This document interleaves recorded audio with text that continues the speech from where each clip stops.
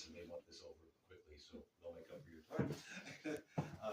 I guess traditionally they would start with, we're gathered here today for friends and family, and above all else, God, to witness the holy matrimony of Patrick and Lauren. We thank the Lord for all the blessings that brought us here today and those that brought them together to make this day possible. And we're thankful for the blessings of another day with our loved ones, and especially grateful for this day when we get to be around friends and family and new family. So thank you all. Our side of the family has had an incredibly family-oriented week. We found out there's a new cousin involved, and somebody the family didn't know, and our neighbors presented us with a brand new little baby to look at the other day. So all week long, I've been getting these reminders of family and blessings like the ones we have around the room. So thank you for that. So I was asked to do this a few months ago and was caught a little off guard. Was having one of those emotional mornings, and all of a sudden Auntie comes out and says, "No one's got a question for you." And I never thought I would say yes to anyone to do anything like this, and I wouldn't do it for anybody else but you. So thank you. Family and love are kind of what it's about, right? So when I first met Lauren, it was back in 2002. Her auntie and I had been dating for a couple, 3 months. I met her parents, and that was one thing, but Lauren was the one I was most scared to meet because they talked on the phone every 24 to 36 hours and was the favorite niece, and the pressure was on. And I have loved you ever since. I've been blown away by you ever since. And I love the way that your eyes sparkle when you look at this yacht. Now, when I met you, the first couple of times you're very quiet. Obviously, I'm not used to quiet. This family doesn't understand the meaning of the word. Our half of them. So at first I was a little, okay, well, he's laid back and all that. And then the second or third time I met him, I realized, oh, he's a smart ass. And the next time I met him, I realized, oh, he's fluent in smart ass. And that was the moment that I decided, yeah, you'd make good kin. So love, marriage, kids, God's greatest gifts. I think we could all agree with that. Heavens and earth, pretty impressive. Dogs, right? Yeah, they're up there too. But the Lord has filled us all of us with love, and allows us to grow that love exponentially by sharing it with someone else. And so by giving selflessly to another, we make ourselves stronger and our lives that much richer. It's truly one of the greatest miracles we've been given, aside from the kids, but I think the kids would agree with that too. A traditional part of weddings, before I go on, is the asking of objections. At first I thought about leaving that part out because I know these two, nothing's going to stop them, regardless of who else is in the room to say anything or fake a cough or whatnot. So I'm not going to ask anyone else other than the kids. Abigail, we cool? Yeah. Lincoln, we cool? Yeah. Carson? Yeah. All right, good. Then we'll go on to the rest of the technicalities here.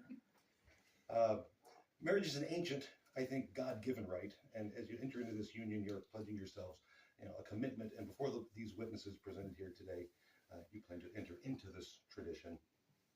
As Jesus said, have you not read that he who made them at the beginning made them male and female? And for this reason, a man shall be joined to his wife, and the two shall become one flesh. So then they are no longer two, but one. Therefore, what God has joined together, let not man separate. Corinthians 13 offers a reminder of what it means to love. Love is patient and kind, does not envy or boast, is not arrogant or rude, does not insist on its own way, is not irritable or resentful, and does not rejoice in wrongdoing, but rejoices with the truth, because love bears all things, believes all things, hopes all things, endures all things. Love never ends. I will add that accepting each other's idiosyncrasies, interests, senses of humor, key, individuality, and kitties. Not the furry ones, even if Patrick's homework assignment would have you think a little bit differently, we'll get to that in a minute. First, Laura's homework text. I gave the kids an assignment here a few weeks ago, and of course I got one's answer the day before it was due. That's what we do. And then I got one the day it was due. Understood. So I told them, give me the top few reasons why they're it. Lauren's answers. My top reasons why I know he's the one is he's been my best friend for a long time, and we enjoy just being around each other. When tragedy struck, he was right by my side and took care of me. When he took care of me, I couldn't have loved him more, and I knew I wanted to spend the rest of my life with them. Patrick, in true guy fashion, responded with, I know Lauren is it because she told me she is it, and that I have to do what she says, and she will probably hit me for this at the wedding for saying this, but I'm going with it. So if you would please go ahead and hit him.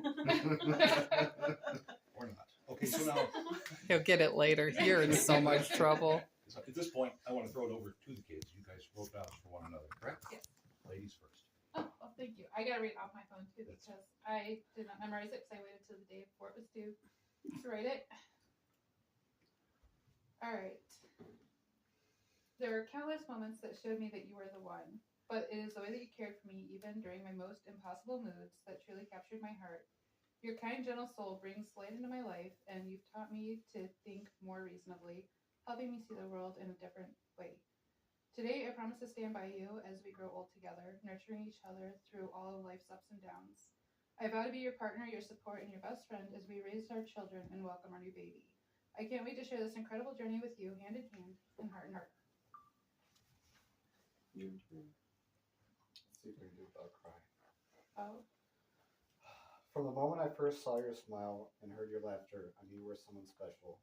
Your joy lights up my life, and I promise to cherish that light every day. I vow to stand by you through every challenge and every triumph, to be your support and your strength.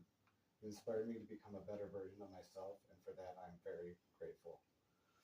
As we embark on this journey together, I promise to nurture our love and create a life filled with laughter and happiness. I'm so excited for our future hand in hand, side by side. I love you more than words can express. Where was that when your homework was due? Okay. Wow. Hey, boys, Ooh. it's your turn. Don't strain yourself. Wow. Don't even get up. Don't worry about it. You're You fine. got both? Yeah. All right. Hold on.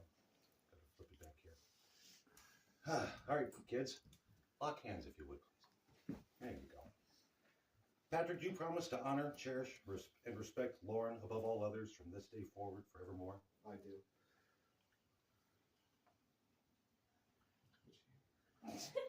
I knew that. All right, Lauren, do you promise to love, honor, cherish, and respect Patrick above all others from this day forward forevermore? Yes, I do. Sorry. These rings represent love, pure and simple, the love God has for all creatures, great and small, and the love you have for one another. Placing these rings on your partner's finger, know that you are giving not just the gift of a ring, but also the gift of the love your Creator has filled you with. Thank you, God, for bringing Patrick and Lauren together, and for the blessing, and for blessing them now and always. That's the fun part. That's the one I've been waiting for. Now, by the power vested in me by the Universal Life Church in the state of Ohio, I pronounce you married. Lauren, kiss your husband. You got that backwards, Robbie. And may I present Patrick and Lauren Norris. Mr. and Mrs. Oh, Now he's just stuck with me. honey, he's been stuck with you for a